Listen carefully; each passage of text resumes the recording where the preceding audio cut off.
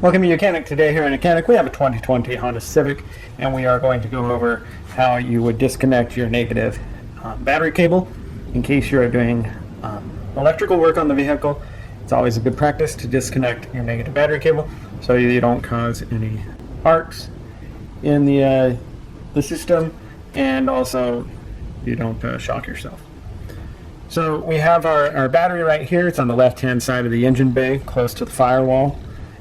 We have our negative, we have our positive up here, and so there is also a plastic cover that would go on here.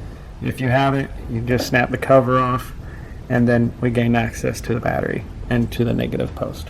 So to unhook the negative, we just need a size 10 millimeter, whether it be wrench and or socket, and you just need to undo this bolt a little bit to loosen it, and then that way you'll be able to pull this up. Go in the counterclockwise to loosen that up. Once you've got that loose, you may just need to move it back and forth a little bit, and then you'll be able to disconnect your cable.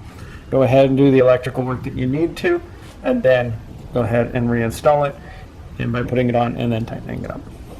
Thanks for watching YOUCANIC, where you can be the mechanic.